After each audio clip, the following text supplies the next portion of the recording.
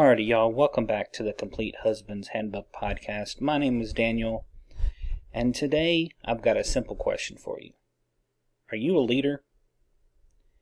Now, typically when men think of leaders, they're always the Captain Americas, the supermen of the world, the broad-shouldered, chiseled, attractive, funny, charismatic people. And those are traits that are innate. You can be born with a great sense of humor, or comedic timing is really what it is. You can be born charismatic. You can be born to be able to see all the angles. But the leadership I'm talking about is something a bit more personal, and using the traits we have within us to be good leaders, and to not only guide ourselves to being better, but to guide our families, our friends, our communities, to being better as a whole. If you've noticed, especially in media, men are getting crapped on left, right, and center. And it doesn't matter what leadership they offer. If it doesn't quote-unquote fit a narrative, people don't like it. And the sad case in all that is there is no cookie-cut leader. We're all born with different qualities, different talents, different skill sets. So this is more of a broader way to look at leadership, and a broader way for you and I to be better, to be a leader to ourselves, a leader as a husband, as a worker, as if you're religious, as a believer, and to have faith in the abilities and traits God has given us. There's a saying or a line in the movie Troy where Sean Bean's talking with Brad Pitt as Achilles, and Sean Bean says, "We play with the toys the gods give us." Now, certain of these leadership traits can be learned and should be learned for the betterment of ourselves.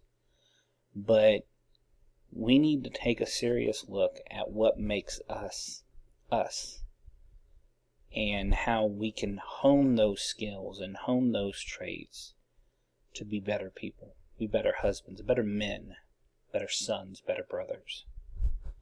So, what makes a leader? It's a debate that's been going on since Adam walked the earth, let's be honest here.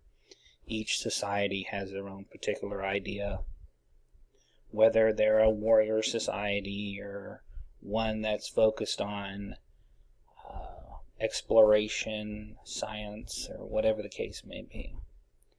But here are some ones that I've found, both in my own personal life and professional life, thinking of the leaders I've had in my life. The first one is, a leader is self-aware and prioritizes personal growth. You have to know where your limitations are, fellas. You have to. You have to know where you can grow. You have to know what to augment. You have to know what to shore up. If you're not aware of your own limitations, you'll be blindsided by them. I've had bosses who've done that, men and women, who think that they know everything. And then it always comes back to bite them in the ass. It's not good, it's not healthy, and it is destructive. So know what you can do. And there's no shame in saying, hey, I don't know something. But the real thing in this is prioritize personal growth. If you don't know something, learn it.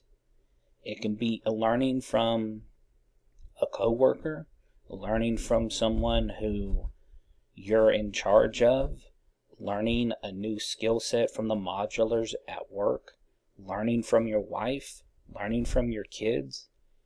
And that's one thing my dad did pretty well, is he was always learning stuff. In his own way, he wanted to better himself, and he does to this day. And he takes the skill sets he has to help other people. Now, there have been times when, flashlights were broken and hammers were thrown. But again, it's one of those things of knowing what you can and can't do. And when you know what you can do, when you take a good hard look, you can become self-aware. And you can find those mentors and find those people who are willing to teach you. And I guarantee you, your team, your department, and your family will see that you're growing, and they in turn will recognize and respect that. The second thing is leaders focus on developing others. We don't hoard that information. We don't think that, oh, if I train somebody, they'll take my job. Number one, that's just stupid. Whoever thought up that just needs to get slapped in the next week. But we have to focus on building up other people. The last really great job I had a boss who would train me on everything he knew. And it was awesome. He would teach me one thing, make sure that I understood it, I could do it on my own. And then he would teach me something else, and teach me something else, and teach me something else. So that he knew whenever he was gone on vacation or days off, he knew that what we were doing was good because he took the time to train me. And I in turn took that idea and that principle and used it in other jobs, because I want people to have the same standard of excellence that's expected from me. I don't want people to fail. I have no desire to set people up for failure. Because number one, that's stupid, and number two, that's not being a leader. That's being an idiot. The third one is to encourage thinking, innovation, and action.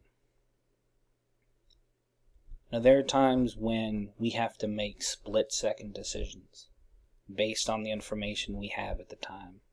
And looking back on whatever that action is, yes, there are ways we could have done it better. Yes, there are ways we could have, changed X, Y, or Z. But it was a split-second decision. And it's those actions that prove whether you're willing to learn or whether you're not. I used to work in corporate security. And the sad part is we didn't have all the answers, because the people we worked with didn't want to give them to us. So we had to make those decisions, and we had to, based on the information we had, choose things that required either emergency services, police, or other items like that. And so I had a young lady who worked under me, and she covered my shift. One day I was sick, and she made a split-second decision. And on paper, it was the right decision. But they yelled at her for it because they had changed some rule and didn't let her know, and didn't let me know. So the next day I get to work, I'm getting yelled and cussed at because of something she did. I stood by her decision because at the time, that's what she had. And she was shocked that I wasn't going to throw her under the bus. I was the one who put her in that situation. And let's be honest, I'm not a complete asshole.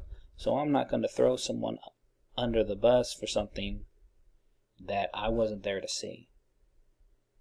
And so she respected me, and I respected her for it. And I realized in her that she had the ability to be more than just a patrol officer.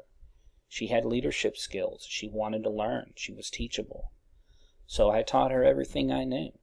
And the more I learned, the more I taught her, because I saw in her potential. And in that, she was able to grow. She now works for the federal government, doing great things. And I could not be happier with her. And I wish her all the success in the world. The next one is be ethical and civic minded.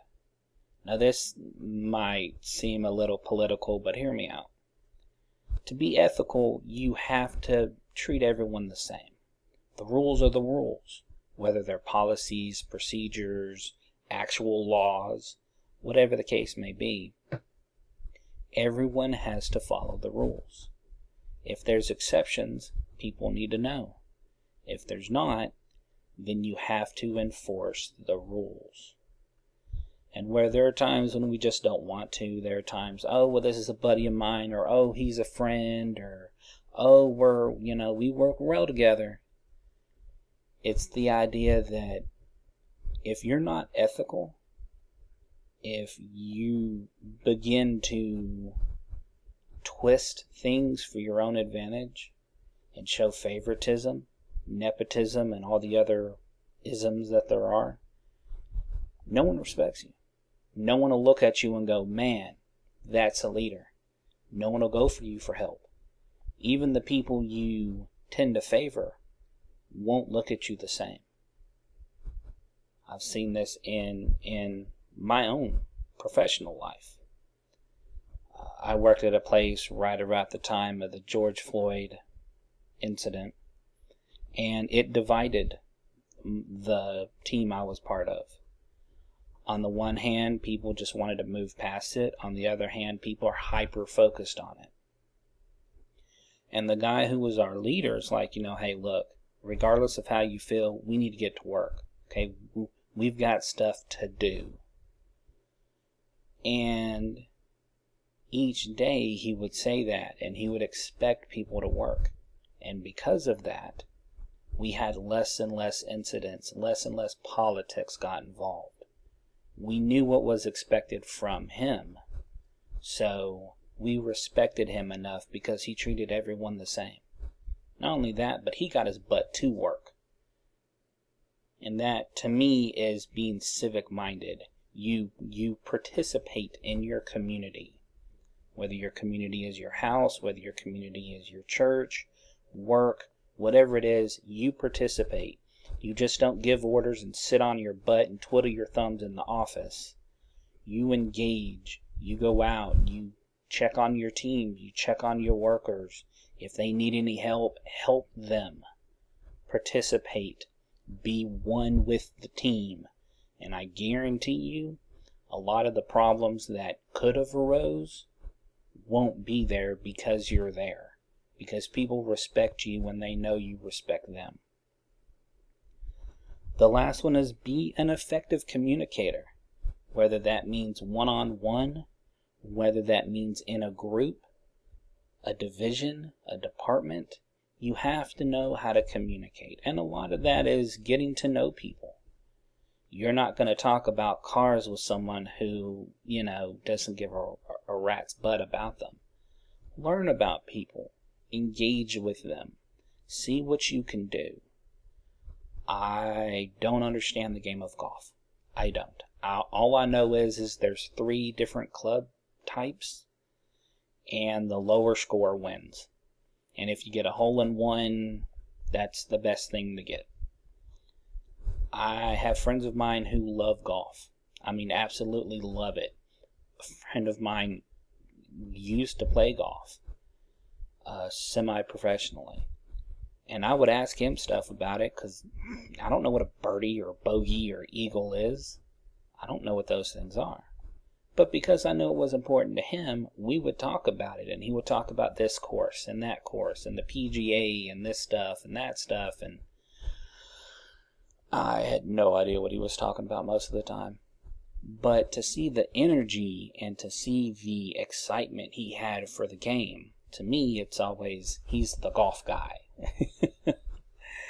For other people, it's music. For other people, it's books. For other people, it's TV shows or anime or manga or whatever. And that kind of knowledge helps you teach people. And it helps you connect with your audience. You're not going to go into a Star Wars convention and, talk about Star Trek.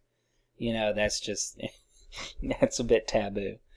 But it's the idea of, if you're going to meet with a department, get to know the people in that department.